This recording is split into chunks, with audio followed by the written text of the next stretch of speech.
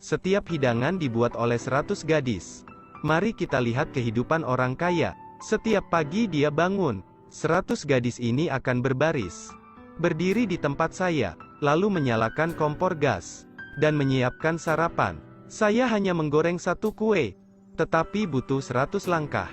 100 gadis sewaan selangkah demi selangkah.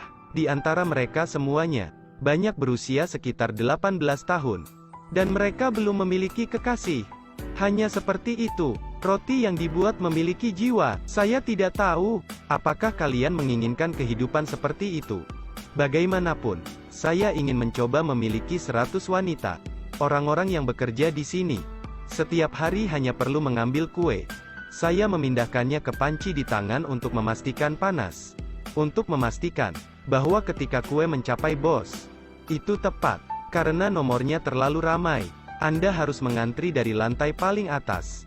Gadis yang menerima kue terakhir akan dengan paksa mendorong kue ke lantai 2. Jadi, orang di atas mengambilnya dan kemudian menurunkannya. Setelah beberapa lusin orang, kue itu dipindahkan ke lantai pertama. Ada seorang gadis yang bisa menari dan bahkan melempar kue. Pada saat ini, orang tua kaya itu telah selesai mencuci mukanya. Gadis-gadis itu mempercepat. Ketika Anda sampai di ruang makan, Anda dapat melihat bahwa orang-orang yang bekerja di sini semuanya lulusan sekolah tari. Pada saat ini, lelaki tua itu datang dan hendak duduk, sampai kue selesai dipanggang hingga langkah terakhir. Ternyata kue itu bukan untuk dimakan, tapi agar pikiran tetap terjaga. Memang, kehidupan orang kaya selalu begitu mewah. Ini adalah kelas pelatihan pramugari.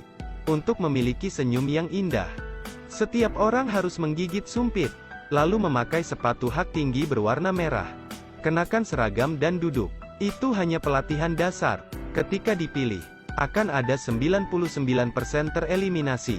Wajah harus bersih dari bekas luka. Kaki harus lurus. Terlalu gemuk, terlalu kurus juga akan didiskualifikasi. Setengah jam setiap hari, dan harus duduk di kursi putar. Baru saja masuk, gadis itu mulai pergi ke toilet buayan yang bersih. Pada akhirnya, 3.000 orang mendaftar untuk ujian.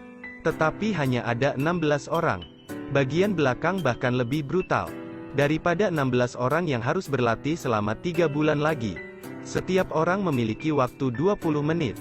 Jika terlambat, itu akan dipecat. Kali ini terlambat 20 menit. Terlambat 1 menit juga tidak apa-apa. Kurangi 3 poin. Semua orang juga didenda 20 putaran. Berlatih hari demi hari. Pada akhirnya, semua dikurangi. Hanya menyisakan 1 poin. Semua orang melangkah ke pose. Mereka mengenakan gaun merah.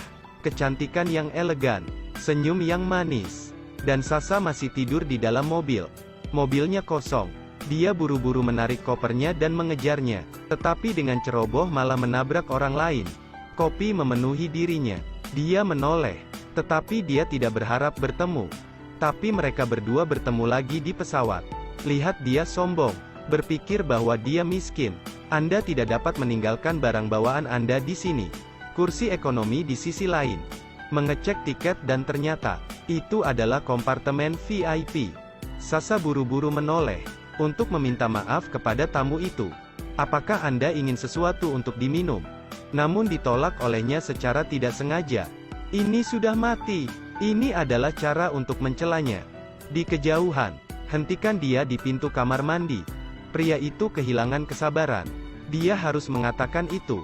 Sangat senang mendengarnya. Setelah beberapa saat, masih tidak bisa dibuka. Melihat itu, dia tertawa dan pergi untuk membantunya membukanya. Melihat pose ini sedikit memesona.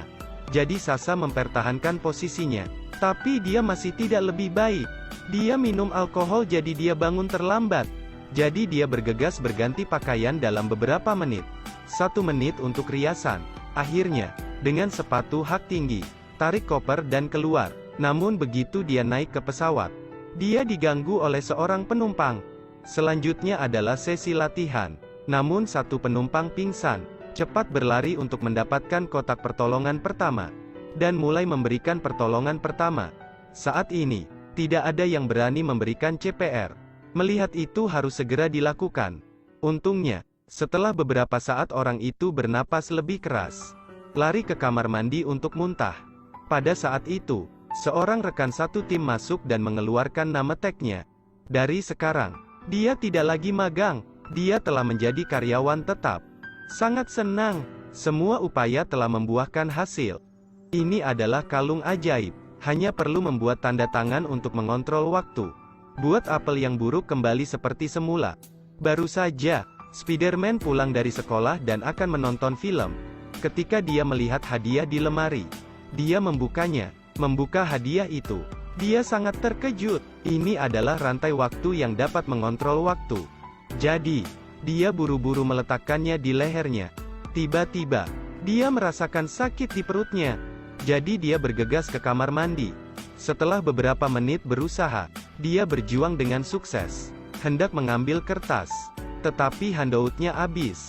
Jika itu kamu, apa yang akan kamu lakukan? Silakan tinggalkan jawaban Anda di komentar. Pada saat ini, dia memikirkan cara untuk menggunakan utas waktu. Setelah beberapa saat, jam muncul. Dia memutar jam dan gulungan itu kembali ke keadaan semula. Apakah Anda ingin memiliki kekuatan super ini? Silakan tinggalkan jawaban Anda di komentar di bawah. Esokan harinya dia bermain sepak bola, tetapi dengan sembarangan memecahkan kaca mobil. Jika ayahmu tahu, dia akan memukulmu sampai mati. Dia tidak tahu harus berbuat apa. Patah kepala, patah leher.